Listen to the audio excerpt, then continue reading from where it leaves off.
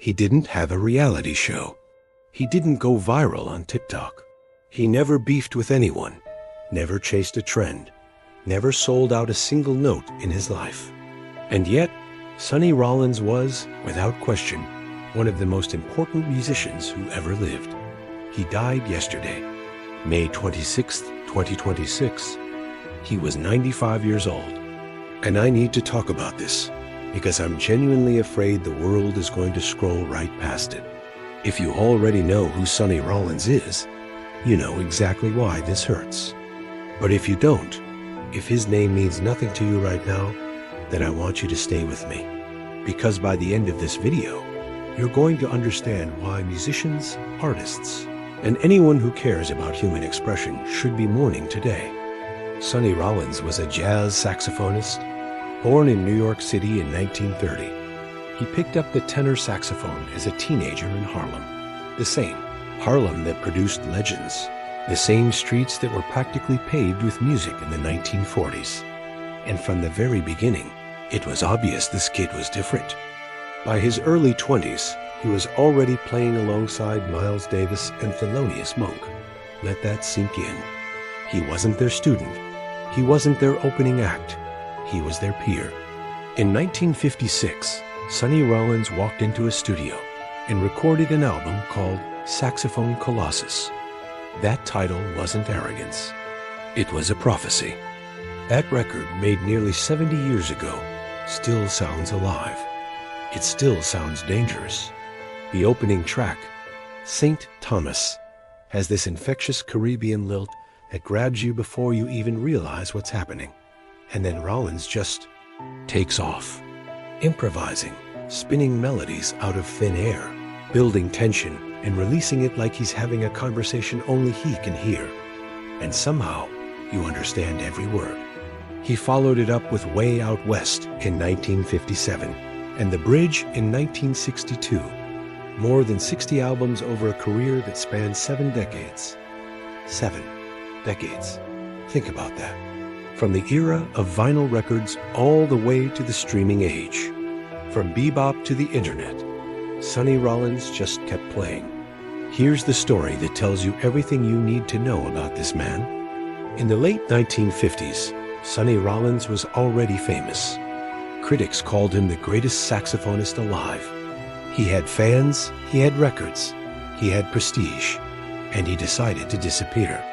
For 2 years minus 1,959 to 1961, he quietly withdrew from performing and recording. No announcement, no drama. He just stopped. Why? Because he didn't think he was good enough yet. He spent those 2 years practicing, alone, on the Williamsburg Bridge in New York City, in the middle of the night, so he wouldn't disturb his neighbors, playing into the open air above the East River. Nobody asked him to do that. Nobody was grading him. He was already a star. But Sonny Rollins held himself to a standard that had nothing to do with fame or money, or what critics thought. He came back in 1962 and named his comeback album The Bridge, a quiet tribute to where he'd done the work. That is who this man was. The world eventually caught up to what musicians already knew. Rollins won 3 Grammy Awards.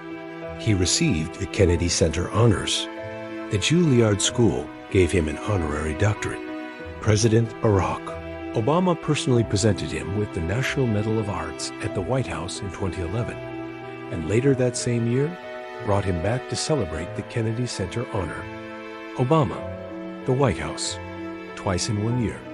And still, I guarantee most people reading the news today will scroll past his name. That's not a criticism of those people.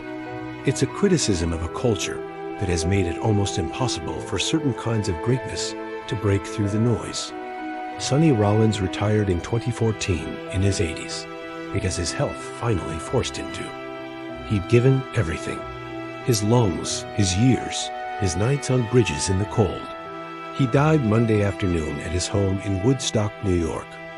He was 95 years old. And here's what I keep coming back to. We live in a world that moves so fast that we often don't notice what we have until it's gone. Sonny Rollins was a living connection to a generation of artists, to bebop, to the civil rights era, to a time when music was genuinely dangerous and new and searching for something. That connection is severed now. The saxophone he played is still out there somewhere. The recordings are still there. And if you've never listened to Saxophone Colossus front to back, please do that tonight. Do it as a small act of respect. Do it for yourself. Sonny Rollins didn't need your likes. He didn't need the algorithm. But he deserves to be remembered, loudly, properly, and by more than just the people who already knew his name. Rest easy, Sonny. The bridge is yours. If this video moved you, share it. Leave a comment with your favorite Sonny Rollins track.